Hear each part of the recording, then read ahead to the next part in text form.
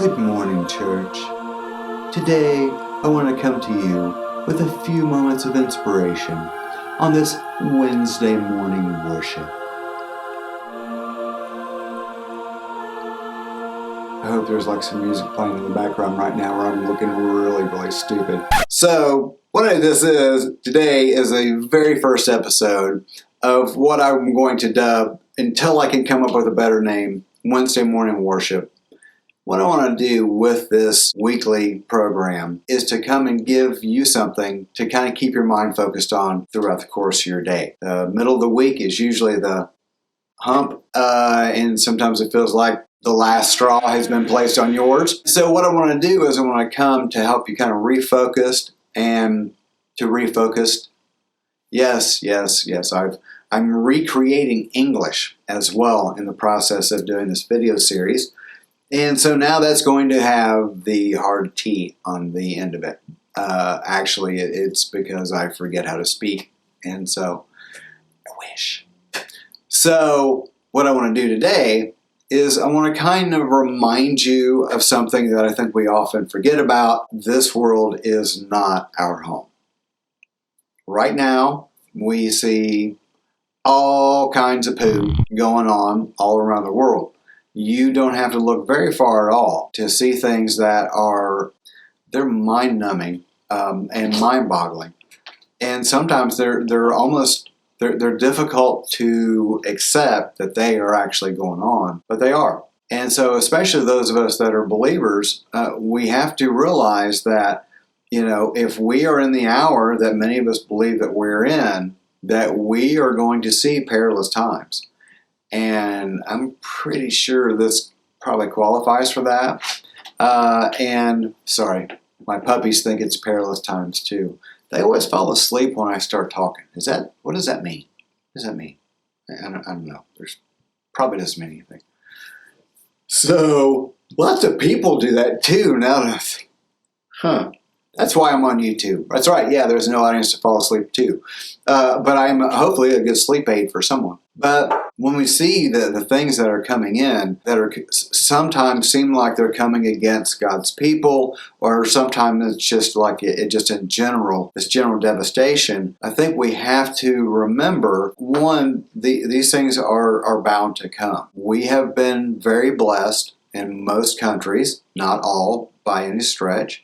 You don't have to look very far to know that not every country has been the United States and Europe over the last couple hundred years. There's been some terrible things happening, but now it does seem like that there is an abundance of terrible things that are going on, and especially with the advent of social media and the modern satellite system, information is passed around so quickly that it's hard not to get overwhelmed with what's happening worldwide.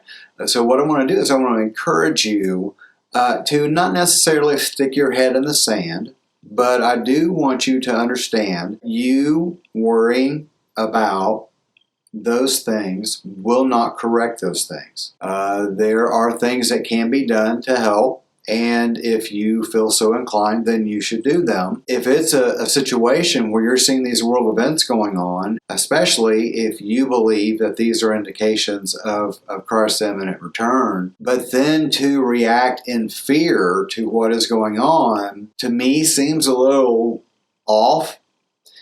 Because if we know that our Redeemer draws nigh, and we know that in the last days that these things would actually transpire, then why do they make us so afraid? I'm just asking. I obviously don't have an answer, or I wouldn't be doing this video. I would have my answer. So I'm asking you, why are we so afraid? I know it's scary, and I'm not suggesting it's not. I have young kids. I have old kids, I get two ends of the spectrum that are going to be going through this with me. And so it is a time to be aware. It is a time to, not act like that everything is continuing on the way that it always has, because it's not doing that. This has nothing, this is not a political statement. This has nothing to do with anything other than what's happening in the world in general. Many people, Ty, if you watch any of my videos, I am the last person in the world that believes that a belief system is tied to a political party. The idea system that is behind what is going on right now, those seeds were planted generations ago. This is not just like something that blew up in the last 8 or 9 months, which unfortunately many people who call the name of Christ like to say this is what happens. And I'm like, no, it's because the church has been apostate pretty much since the foundation of this country.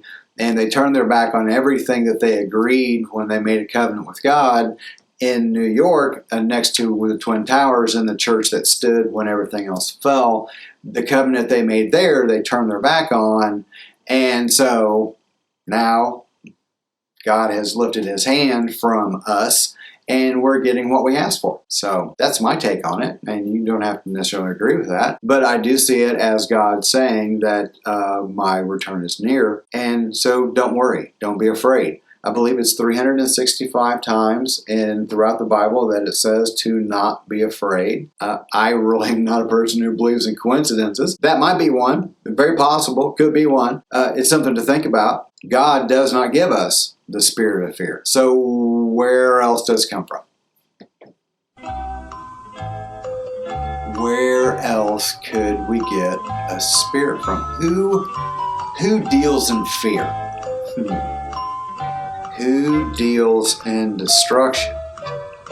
Oh, I don't know. Anyway, so I guess I really didn't have an answer to that one. I don't know what I was thinking on that one. I probably should have taken notes before I started doing this video. But what I want to encourage you is to keep your eyes focused on him.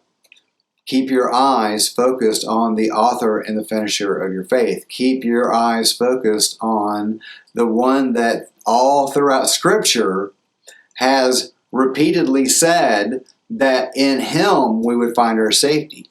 In him, he would be our pavilion. He would be with us no matter where we were at. He would be the lamp unto our feet and light unto our path. Jesus, if I wanted to, encompass us as a chicken does her brood, mother hen does her brood. The idea of God wanting to watch out for us, and he will watch out for us. If you get into the book of Revelation, you see the exact same thing happen again, even through times of tribulation, that God goes to his and he protects his to one degree or another, and some more than others because of where they are in him. There's a refining by fire that we have to go through that the modern church world doesn't really want to acknowledge, except it's all over the Bible. So I'm sorry, it sucks.